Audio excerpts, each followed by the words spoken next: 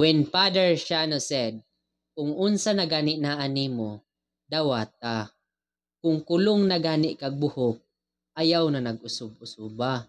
Kung parat na gani kag ilong, ayaw na po nag-usba. Dapat makontinto ka kung unsay gihatag nimo sa atong Ginoo. Paminawa ra gud ninyo. Ayaw na pangandoy anang mahimo kang center of attraction. Unsay gihatag sa Ginoo, maulay puy. Kung di jud ka kapalit og cellphone, ayaw pagpalit. Kung mao ra ginay imong naw, limpyuhi lang na, ayaw na lang na siya kusab-usaba. Di ba? Kung mao ginay imong buhok, ayaw na kolor-kolor, riban-riban kay gagasto-gasto lang ka. Nga bang, what is there, be contented. Oh. Ayaw na pangandoy nga, ikaw gyud pinakagwapa, pinakagwapo, pinakasikat. Ayaw na simplicity. The desire to be silent or to be anon.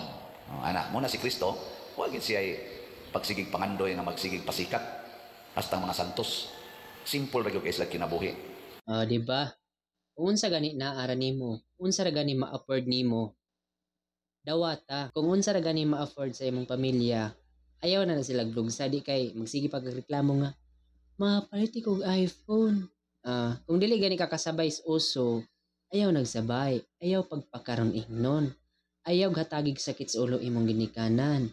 Ayaw silag pautang-utang para lang sa imong gusto. Kung kulot gani kag buhok, ay na naggipa-straight. Kung gahapa na gani imong ilong, ayaw na naog.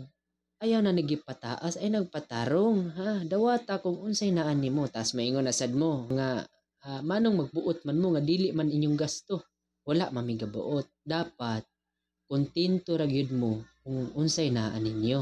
Ay kabalo mo, bisag unsa pa kakagwapa or kagwapo diya, kahit suraan, kasikat, o unsa pa na mga gamit nga naa nimo, mawala ra gyapon na kung mamatay mo. Dili na madala ninyo. Nang kung kamo diha, kung unsay naa ninyo karon, ayaw mo sig panghinambog.